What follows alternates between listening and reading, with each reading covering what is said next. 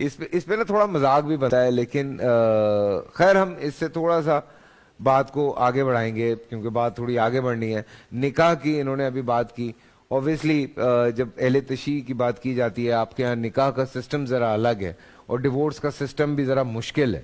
سو تھوڑا سا میں چاہتا ہوں کہ اس کے حوالے سے بھی ڈسکس کیا بسم اللہ الرحمن الرحیم. میں مفتی صاحب کا ایک جملہ مجھے بڑا اچھا لگا اور حقیقت کے بالکل عین مطابق بھی ہے. میں ایک جملہ ہمیشہ کہا کرتا ہوں کہ اللہ کا دین فطرت کے عین مطابق ہے. بے شک. چونکہ فطرت کے عین مطابق ہے اس لیے فطری ضرورتوں کی طرف جانے کے رستے اللہ نے بڑے آسان بنا دیے ہیں اور کھول دیے ہیں، اور جو فطرت کے خلاف امور ہیں ان کو مشکل بنایا ہے. نکاح فطری ضرورت ہے، طلاق فطری ضرورت نہیں ہے.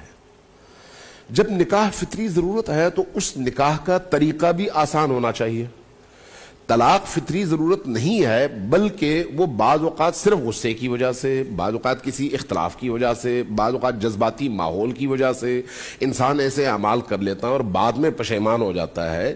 اسی پشیمانی کا مطلب یہ ہے کہ وہ فطرت کے خلاف تھا، تو اس کا مطلب یہ ہے کہ اس کو مشکل ہونا چاہیے. جہاں تک آپ کے سوال کا تعلق ہے، دیکھیں فرق نہیں ہے تشیع اور یا تشیع تسنن نہیں کہنا چاہیے بلکہ میں یہ کہوں گا کہ احناف اور مکتب اہل البیت یعنی امام جعفر الصادق علیہ السلام کی فقہ میں اس حوالے سے کوئی بہت بڑا فرق نہیں ہے. فرق اگر ہے تو صرف چند چیزیں ہیں، اور وہ چیزیں بھی ایسی ہیں جن کا مکتب اہل البیت میں رستہ آسان ہے اور احناف کے ہاں نسبتاً مشکل ہے. فرق یہ ہے، یعنی اس کو نزاع کا مسئلہ نہیں بنانا چاہیے. یہ رویے ہیں یا آپ کا استنباط ہے یا آپ کا فہم ہے کہ آپ نے ایسا سمجھا حدیث سے، میں نے ویسا سمجھا حدیث سے.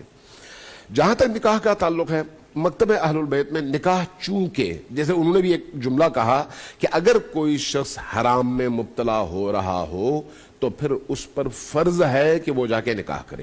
ٹھیک ہے، بالکل ایسا ہے، چونکہ حرام میں مبتلا ہونا یہ بہت بڑا جرم ہے.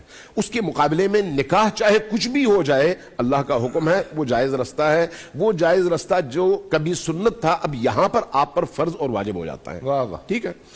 دوسری بات یہ ہے کہ نکاح کو اللہ نے آسان بنایا ہے، اس لیے اہل البیت کی فقہ کے مطابق، میں بار بار دوبارہ تکرار کر رہا ہوں، یہ کسی پر چوٹ یا کسی کی مخالفت نہیں ہے، نقطہ نظر کا بیان ہے.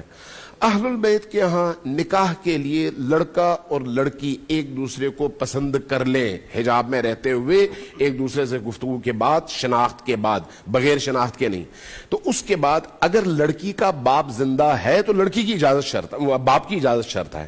اگر لڑکی کا باپ زندہ نہیں ہے، دادا زندہ ہے، تو پھر بھی دادا کی اجازت شرط ہے، اس لیے کہ وہ ولی ہے.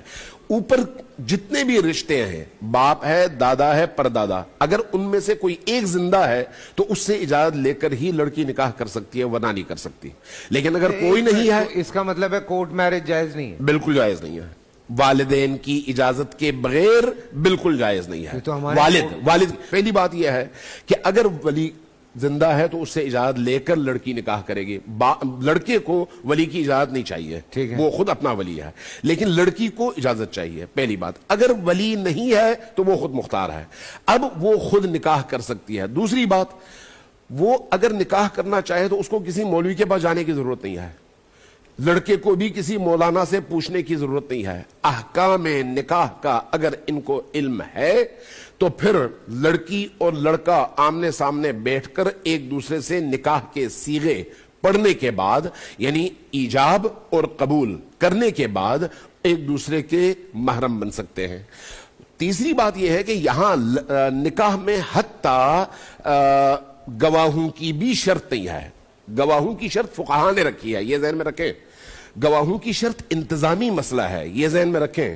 فقہاء نے، جتنے بھی فقہاء کو میں نے پڑھا ہے، چاہے امام شافعی کا ہو، حنبلی کا ہو، یا امام مالک کا ہو، یا خود امام ابو حنیفہ کا ہو، اہل البیت کے ہاں بھی گواہ کی شرط فقہاء نے رکھی ہے، اور اس کی وجہ انتظامی معاملات ہیں.